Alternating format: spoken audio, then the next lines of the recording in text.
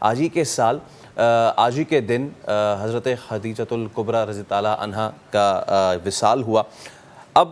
ناظرین یہ دیکھیے کہ خدیجہ کون ہیں؟ خدیجہ وہ ہیں جن کے بارے میں جبریل امین نے حضور اکرم صلی اللہ علیہ وآلہ وسلم سے فرمایا کہ اے رسول جب وہ آئیں، یعنی کہ جب خدیجہ آئیں تو انہیں ان کے رب کا اور میرا سلام کہہ دیں، اور یہ بھی خوشخبری سنا دیں کہ جنت میں ان کے لیے موتی کا ایک گھر بنا ہے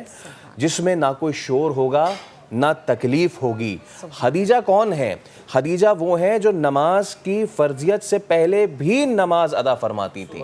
خدیجہ کون ہے؟ خدیجہ وہ ہیں جنہوں نے اپنی ساری دولت حضور صلی اللہ علیہ وسلم کے قدموں پر قربان کر دی اور اپنی تمام عمر حضور اقدس صلی اللہ علیہ وآلہ وسلم کی خدمت کرتے ہوئے گزار دی۔ خدیجہ کون ہے؟ خدیجہ وہ ہیں کہ جس سال میں سب سے زیادہ قحط آیا تھا عرب میں، اس وقت انہوں نے اپنے جو درد ہے ان کو کشادہ کیا اور لوگوں میں جو ہے اپنا مال بانٹا۔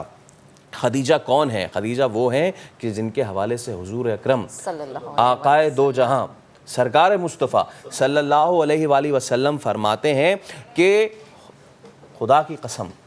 مجھے خدیجہ سے بہتر کوئی بیوی نہیں ملی۔ کیوں؟ لوگوں نے میرا انکار کیا، اس وقت وہ مجھ پر ایمان لائی، اور جب لوگ مجھے جھٹلا رہے تھے اس وقت انہوں نے میری تصدیق کی، اور جس وقت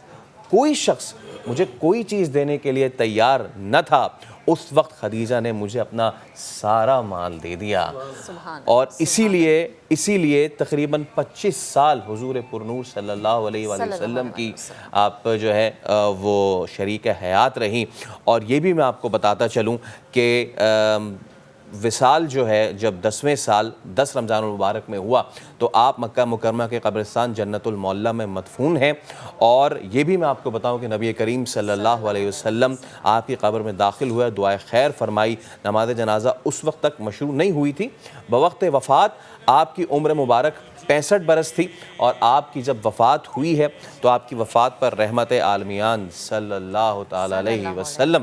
بہت غمگین ہوئے تھے، اور یہ بھی کہ عمر مبارک 65 سال تھی، اور جیسے کہا جاتا ہے کہ عام الحزن جو ہے کہا جاتا ہے، یعنی کہ غم کا سال اسے قرار دیا جاتا ہے۔ تو فیصل وہی نا، ہمیں ہمارے دین سے سیکھنے کے لیے اتنی خوبصورت چیزیں ملتی ہیں کیونکہ ہمارے دین میں ہر طرح کی مثال موجود ہے، ہمارے دین میں ہر وہ چیز موجود ہے، ہم جتنا اس کا ذکر کریں اتنا ہی کم ہے۔ اور میں چاہوں گی کہ آج ہم اسی ٹاپک پر بات کریں۔ ہمیں جوائن کر چکے ہیں مولانا محمد حسنین مسعودی صاحب۔ السلام علیکم مولانا صاحب، کیسے ہیں آپ؟ رمضان مبارک۔ مولانا صاحب، ہم اپنے پروگرام میں بھی اس بات کا ذکر کر رہے ہیں اور یقیناً تمام مسلمانوں کے لیے جاننا بہت ضروری ہے۔ اماں خدیجہ کے حوالے سے میں چاہوں گی کہ پہلے تو آپ اماں خدیجہ کے حوالے سے ہماری رہنمائی فرمائیں، ان کا جو کردار رہا حضور کی زندگی میں، انہوں نے جیسے ہر قدم پہ حضور کا ساتھ دیا۔ اعوذ باللہ من الشیطان اللعین الرجیم، بسم اللہ الرحمن الرحیم۔ وبہ نستعین وہو خیر ناصر ومعین، الحمد للہ رب العالمین، والصلاة والسلام علی رسولہ الکریم وآلہ الطاہرین۔ بسم اللہ الرحمن الرحیم۔ قل لا اسألکم علیہ اجرا الا المودۃ فی القربى۔ یہیں سے بات کو اگر آغاز کر دیا جائے تو بہت مناسب رہے گا کہ میرے رسول سے کہا جا رہا ہے قرآن مجید میں کہ اے میرے حبیب، اے میرے رسول، آپ کہہ دیجئے کہ قل لا اسألکم علیہ اجرا الا المودۃ فی القربى، کہ میں تم سے اجر رسالت میں کچھ نہیں طلب کرتا مگر یہ کہ میرے قرابت داروں سے محبت کرو، مودت اختیار کرو۔ آج ام المومنین حضرت خدیجۃ الکبریٰ، مادر حضرت زہرا، زوجہ رسول خدا، ان کی رحلت کے حوالے سے سب سے پہلی چیز جو سمجھنے کی ہے نا وہ بڑی اہم ہے ان کے حوالے سے۔ دیکھیے رسول اکرم صلی اللہ علیہ وسلم نے تقریباً 11-15 تک کی جو ہے ان کی ازواج کی تعداد ملتی ہے، 9، 11، 15 مختلف روایات اور مورخین نے اس کی تعداد کو لکھا۔ اور سب سے پہلی شریک حیات بے شک، اور وہ شریک حیات ہیں کہ جیسے کہ ابھی میں سن رہا تھا آپ فرما رہے تھے کہ اس وقت آپ نے میری معاونت کی اور مدد کی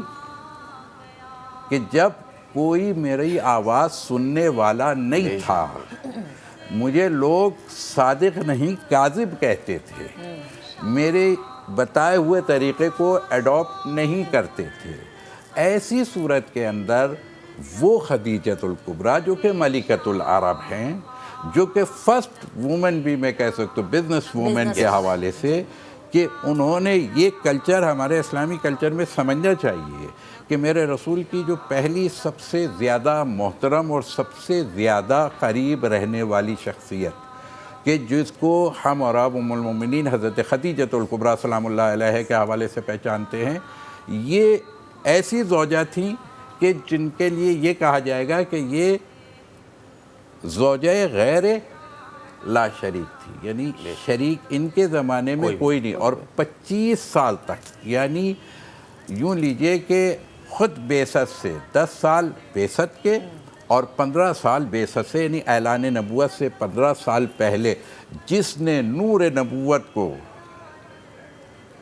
کیا ہے عبداللہ کے یتیم جسے کہا جاتا تھا، کہ عبداللہ کے یتیم کی پیشانی سے نور نبوت کو، اعلان نبوت، آغاز نبوت جس کو آپ کہتے ہیں، اس سے 15 سال پہلے یہ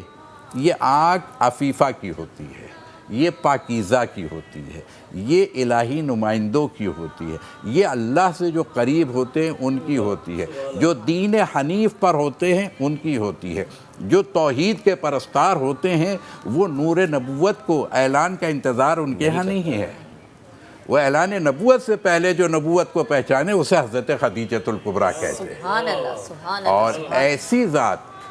کہ پھر کہ ساری زندگی، جیسے میں ایک جملہ کہوں گا کہ حضرت علی اور حضرت زہرا کے رشتے میں ایک چیز ہے کہ ان دونوں کا کف نہیں تھا، یعنی حضرت زہرا کے لیے حضرت علی کے علاوہ دوسری ذات خدا نے بنائی نہیں، تو میں یہ کہوں گا کہ حضرت خدیجۃ الکبریٰ سلام اللہ علیہ کے لیے رسول خدا کے علاوہ دوسری کوئی ذات نہیں بنائی گئی۔ یہ تاریخ کے البتہ ابواب ہیں، مورخین بہت سارے اور بہت ساری روایات لکھتے ہیں، اور مورخ کا کوئی مذہب نہیں ہوتا، کوئی دین نہیں ہوتا، کوئی مسلک نہیں ہوتا، مورخ ہوتا ہے۔ تو آپ کے حوالے سے کہیں پہ ملتا ہے کہ آپ کی پہلے 2 شادیاں ہوئی تھیں، اور کہیں ملتا ہے کہ نہیں ہوئی تھی، آپ باکرہ خاتون تھی۔